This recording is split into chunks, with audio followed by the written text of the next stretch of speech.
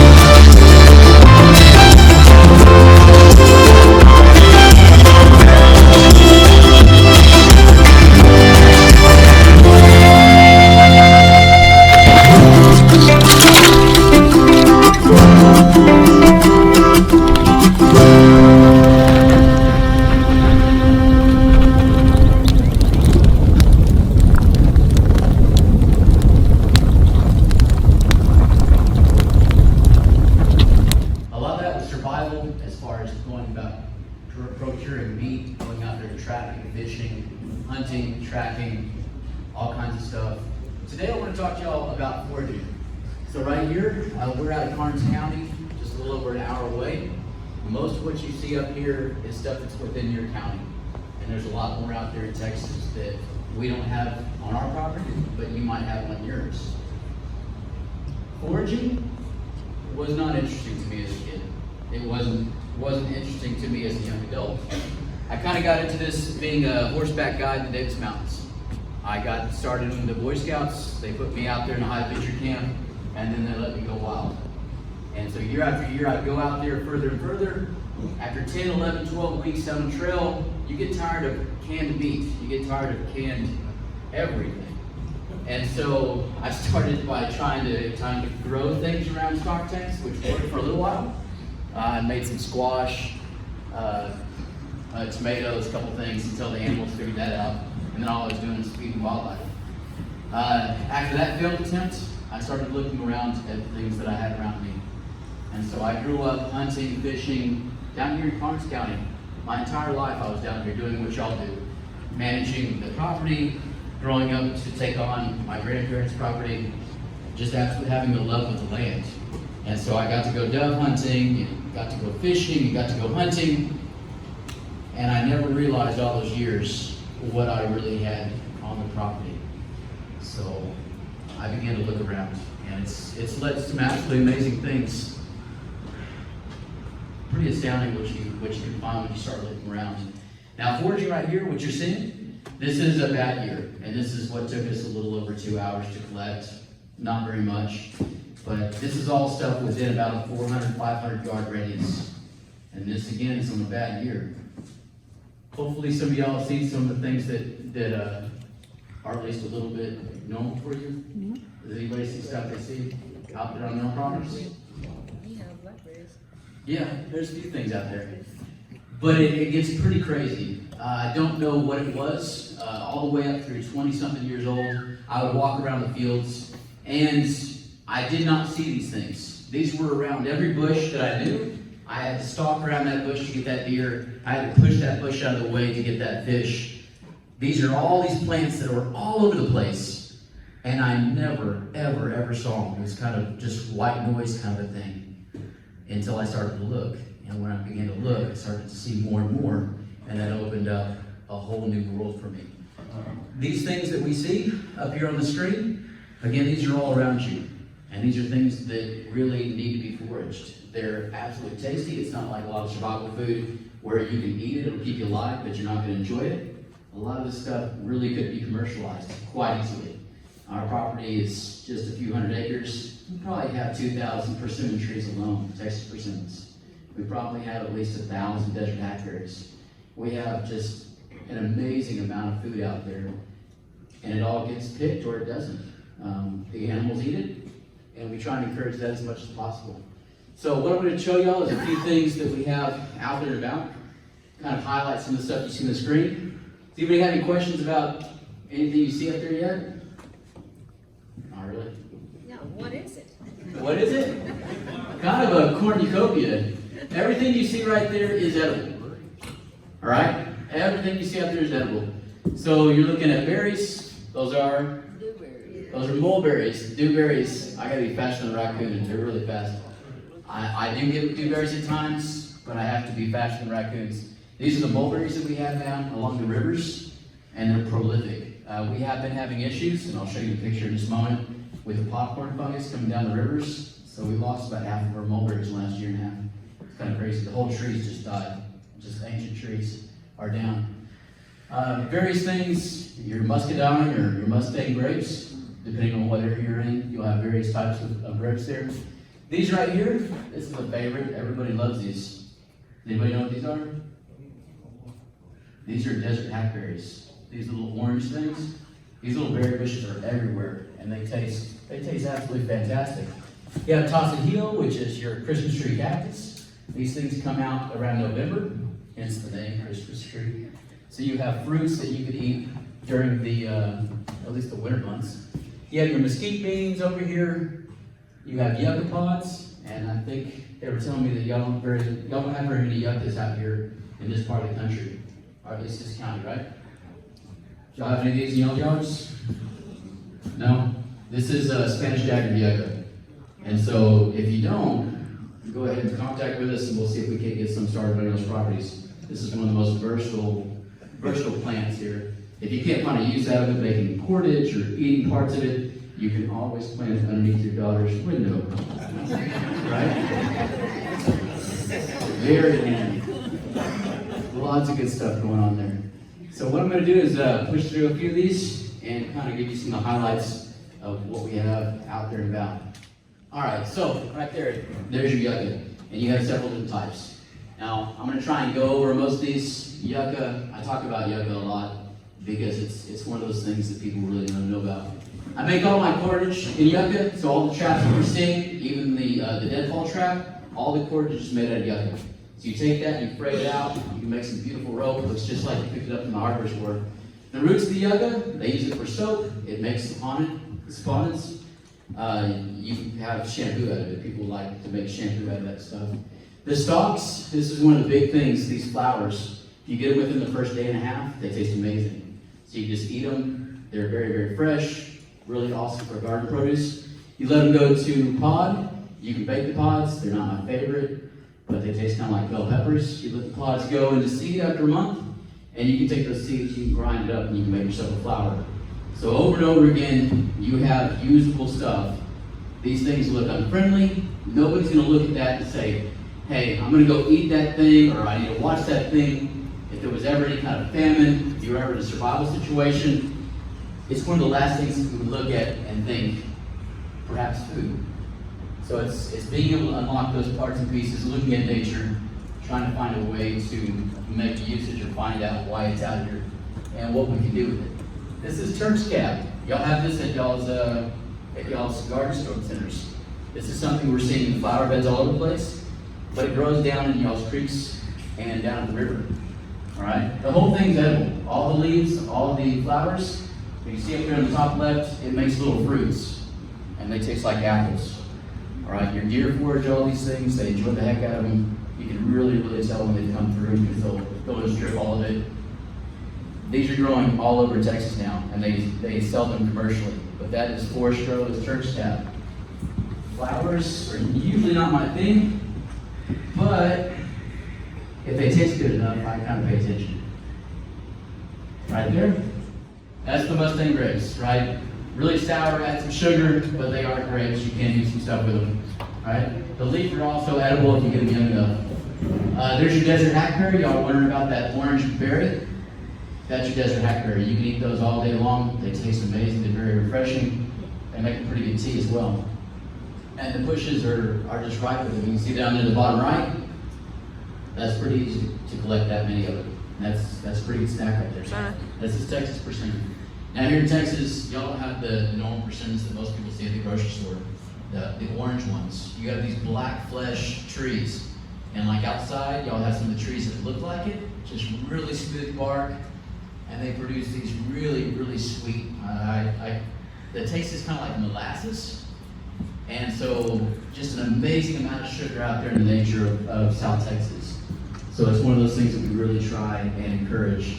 When there's really good years, the bumper crop, there's so many of them that the birds and all the animals can't keep up with them, so they'll dry up in the tree. And for a month afterwards, you have pretty much persimmon prunes, which, yeah, a lot of food. Blueberry? Yep, all up and down the creeks, all up and down the rivers. Sometimes you have to fight the poison ivy for it, unfortunately. But always good to have. Briar vines. This is one that a lot of y'all that are out there clearing and taking care of the land, you come across. This is that vine that sits there and trips you up. It's got all the thorns all over it. It doesn't break very easily. It's always down around the rivers. I have hated this stuff forever. But it does have some uses. If you dig down deep enough, you're going to find some big roots. Those are tubers. You can bake them up just like potatoes. Our personal favorite is that if you find these vines, go ahead and look at the very far end, the growing tip of the spring. And if your deer population is real high, you're going to find that they're all nibbled off. But if you're lucky, you're going to start finding those green tips. You'll break them off. They taste just like asparagus, kind of like green beans. They're fantastic raw, they're fantastic steamed. And so this plant that I always hated as a kid, now I'm getting back at it slowly. Here's your mesquite. I think some of y'all probably have had mesquite beans before. You can grind them up and get the sugar out of them, not the beans themselves, but the pods. There's a lot of sugar in that. If any of y'all have injured mesquite and you see that sap running out and it just globs up, a lot of times that's going to be just full of sugar, so you can sit there and you pretty much have hard candy from South Texas.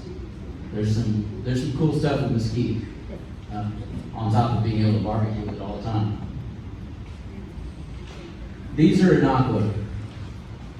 This is another one of those that a lot of people have no idea about down here. Inocua berries, the wood is just really corky. I found it along the watershed areas. But these are beautiful trees. They're called sandpaper trees. So whenever you touch on the leaves, it feels like sandpaper, extremely rough. But they'll make these berries every other year. And sometimes it's so full of berries that you can't even see the leaves on the tree. These things are fantastic. They have a few seeds inside, but they taste like peaches. And it's nuts. It's all these things that I never got to enjoy. All right, prickly pear. We have way too much of this on our property. It's been going crazy. but you can't eat the heck out of it. Every part of that prickly pear is edible. You'll probably pay a price for it, thorns or glockets. But we eat the fruits, which are called tuna. We eat the pads, which are called nopal. And then one of the cool things that we've figured out since then is that these tunas, before they turn red, if you get them right as they're starting to get big and they're starting to fill out, those green ones, take them, burn them, cook them, and they taste like okra. They're absolutely fantastic. So a lot better than the pads themselves. There are several different, several dozen types of prickly pear out there in the world. One of the things that I do usually when I go around and I travel is whenever I find new prickly pear, I'll take my knife out. Don't do it to somebody else's prickly pear, I guess, but I'll cut a sliver off of it and I'll give it a try. Because the taste range on them is so different. Just taking a piece of the pad, take a bite out of it. As long as you're not around a lot of residential stuff and maybe there's pesticides and stuff on the prickly pear, you can get away with it. And they're easy to proliferate. Right? You take the pad, you throw it on the ground, and after a year you've got a prickly pear patch. So they're pretty amazing, and the fruit's usually available. This right here, this is Tasajillo, correct? Yep. Yeah, this is the Christmas tree cactus. So prickly pear is pretty much the only cactus you really have any business eating. The prickly pear pads. That's about the only one you can eat the pad portion of without getting hurt. All the other cactuses you see out there, you want to stay clear of them. Your system, your kidneys, they can't take them. And a lot of them taste so terrible that nature will tell you don't eat this. All right, that's kind of the big thing. All the people saying, watch out, don't eat that cactus, it's hallucinogen. They're usually so nasty that you're really going to have to power through it to eat any part of it. But these Christmas tree cactuses, the fruits on them, all the cactus fruits out there in the world, they're all edible. And this is a really enjoyable thing. If you're able to burn the spines off, it's amazing candy. And again, these things come out in November, December, which means that you have fruit, you have sugar, you have a dessert in the middle of winter, which is pretty ideal. A lot of times we don't have access to this stuff. This is not edible right here. Do y'all have this prickly ash? Hercules bug? No? A few of them? Has anybody heard it called teagle tongue? No? Alright, so this mean looking thing, and I don't encourage y'all to go around plants that y'all don't know and just put them in your mouth. But if you find this guy right here, and it's really, really amazing. It looks just crazy. But if you take a piece of the bark, or you take the leaves and you put them in your mouth, you're not going to be able to feel your face in about 15 seconds. It tastes like spearmint, and then you taste nothing. And that's going to last for about a minute. I tried to do one of these speaking things, and I did it on a video once, and I could not continue to keep on talking because it's like Novocaine. So you have a localized numbing agent that is extremely powerful, wears off within about a minute or two, and it's definitely one of those things that you have these guys talking about, well, what would you do out and about if you ran out of medication, right?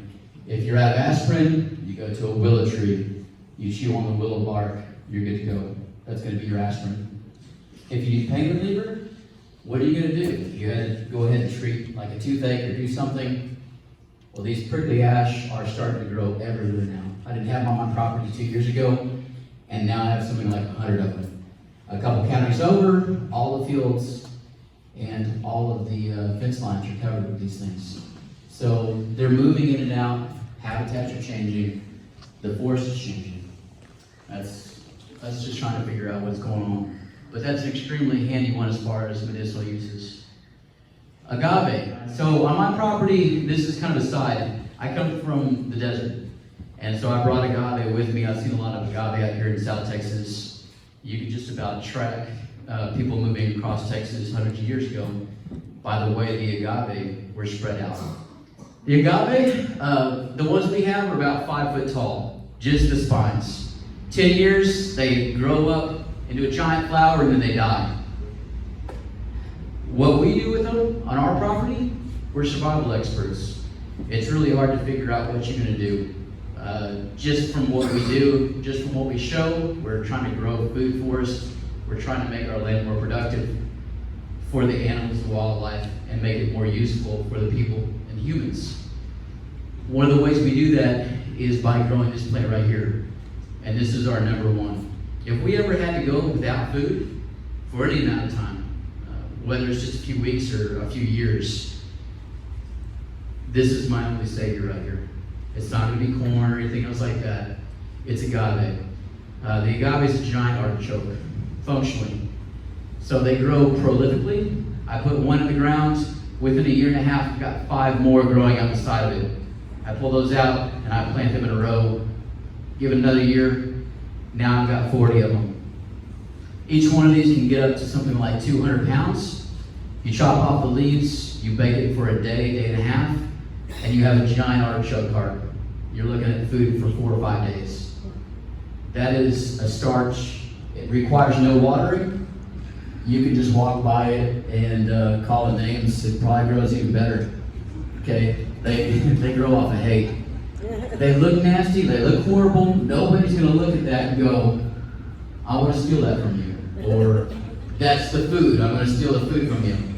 So you can literally go out there into your property. You can grow dozens, if not hundreds, of these square very quickly, and you can effectively keep a storage of food that will keep you alive for years and years and years and continue to do everything. Nothing out here eats them. Nothing out here is going after them. Nobody sees this as a food source. And that's everything you need right there. That has all the sugars. For those of you that know, all the older folks, what do you make out of agave? Tequila, so all kinds of cool stuff, right? You can ferment it, and the fermentation process again says there's sugar. So if you let it go up to 8, 9 years old, and then you bake it, it's going to be syrup.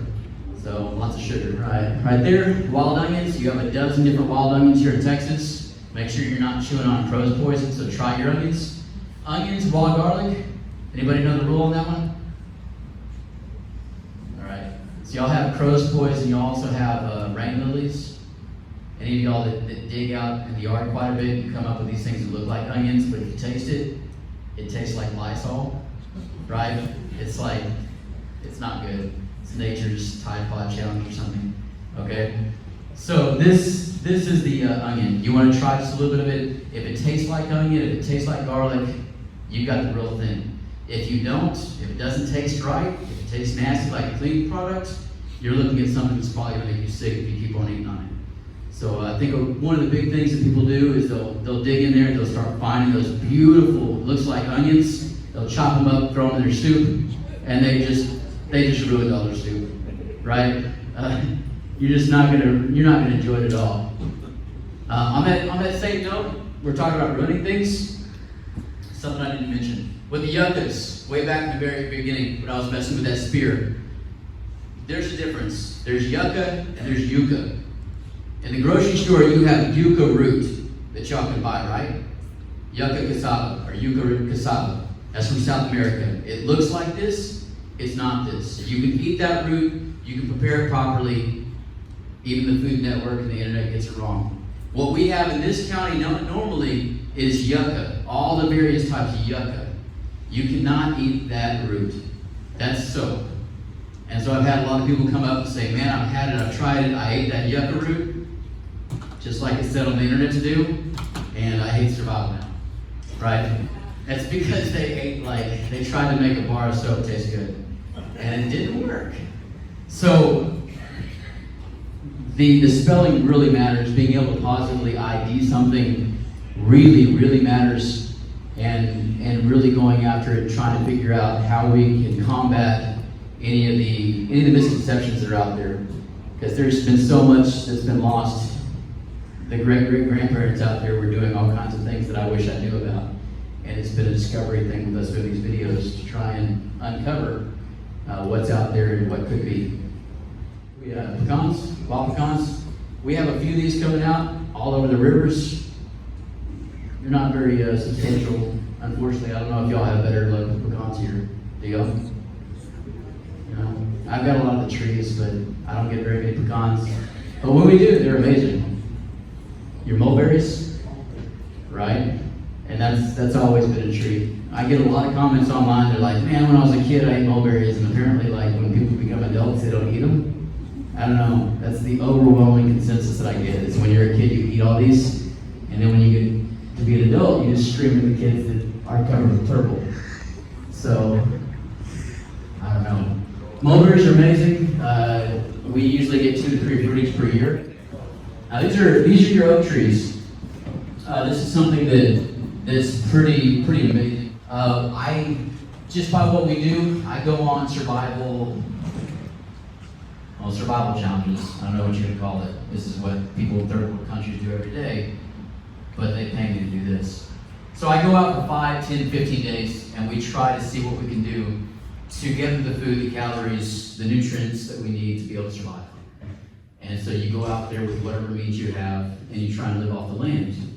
And it's been one of the biggest learning experiences that I could have ever imagined. I didn't think that I was going to learn near as much as I did. So the concept here is that you need to have a balanced diet. I went out this last time, it was May. I ate berries every day, all day until I was full. I still lost about 1 pound a day. I got to eat all kinds of meat. We were out there hunting all kinds of creatures. What we don't think about, especially as hunters, and I think y'all in this room can appreciate it, is that when we take that deer, we're taking that deer when it has the most fat on it, the most grease, the most calories within the meat. It is all built up and it's ready to survive the winter. So we take that and we enjoy it, and we eat on that, and we do well. We get fat off that deer for those few months. If you take a deer or one of these animals out in early summer, late spring, you are going to die. If you want to live off that protein, if you want to eat that meat over and over again, there's no fat left on it. There's nothing left. It's trying to build it up now again. So you can eat all day long, all that protein, you'll start throwing it up, and your body will start rejecting it. You're going to lose all of that. You can go to the river, maybe get some catfish. Those things have fat on them. But all those forest creatures, where we thought we were going to go out and hunt and get a deer if we had to, we're going to save our family, you can shoot all the deer you want, and you can eat them. You're not going to do okay. And then when it does come around, the season's back in, you just killed all your deer, and now you're dead. So being able to understand there's a balance here. There's some information, there's a lot of stuff that's been lost as far as what we think and how we do things. There's a lot of misconceptions. We try and teach people as much about these plants as possible to be able to supplement their diet, supplement their sources, because if everybody goes after the same thing, there won't be anything left within a few weeks. It's just not sustainable. So looking at the land and figuring out how it works, if you're out there, if you're planting these fruit trees, if you plan on going after a fruit forest, you can do some absolutely amazing things. We're now looking at getting Texas walnuts and doing a few more things on the property. We're putting in a few swales in a few places. We're trying to help those plants along. My wife, she can't eat walnuts, she can't eat pecans. I continue to grow pecans and walnuts because even though she can't eat them, they can't feed some of the creatures that potentially she can eat. So the idea is to continue to help everything, and everything survives. So helping it along, making it work for us. These are acorns. Y'all should know what acorns are. But the interesting part is that these are emery and bur oaks. And those are the 2 oak species that don't require any processing to eat. So that big bur oak right there, you can break that open and you can just chew on it and get what you need out of it immediately. Tastes fine. Same thing with emery. The rest of them, the live oaks, we have dozens and dozens of oaks here in Texas. They require something called seeping. You crack them open, you get the nut out, you put it in the water, and you let it seep out. You continue to change and flush out water for days and days, trying to get what are called tannins out, so that you can actually eat it, because it tastes horrible. So it does take a lot of processing if you don't have these. So we try to encourage those plants that we can use readily, and that are readily available. A lot of this has just come from looking at what my family and what my upbringing has been. In West Texas, and we originally come from West Texas, in the heyday, my family had over 40,000 pecan trees growing out in the desert. There's only like 2 dozen alive now. So 40,000 trees with irrigation systems, and now there's a couple dozen left. And that's because people are planting things in places they don't belong. What we've tried to do is kind of increase the information, the knowledge out there, to not only know what's capable, where to find it, but to try and help it along and to plant them in areas where they're going to do well without you being there. So if you want to grow an orchard, you're thinking irrigation, you're thinking clear the land, you're thinking doing all this stuff, and you've got to come in with pesticide, herbicide, all this stuff, and take care of these hybridized fruits. You live in Texas. Texas has 4 to 5 times more than what y'all saw on the screen already. All these fruits, all these nuts, these are all things that we have out here in Texas that we can help, we can bring in, we can allow to grow on its own, and it doesn't take any tending at all. So think about growing some of the native stuff before you go out there and clear land and get a bunch of trees that have been hybridized, that you had to have grafted to make sure that they don't have bacteria issues or pest issues. There's just a lot to it, and there's some easier ways. Personally, I don't like having to go and maintain stuff. If I can go and grow it, you go back a year later and I didn't have to do anything, and I just enjoy it, that's what I'm all about. All right, these are some of what we have coming up in the future. This is some of the stuff that I'm encouraging. I'm a biologist by trade. There's a ton of plant life out there that is not going to go crazy, not going to go wild, that you can bring into the area. We have figs all over South Texas. They're not from South Texas, but they grow like crazy. Right now on our property, in the last year, I propagated something like 250 fig trees for free. I just made clippings off of them and stuck them in pots and watered them. And now I have about 250 fig trees. That's going to go up and down my creeks. Each one of those fig trees at the store is $30. Do the math. How much food have I just created? A lot. And it takes no maintenance once I start growing it out there.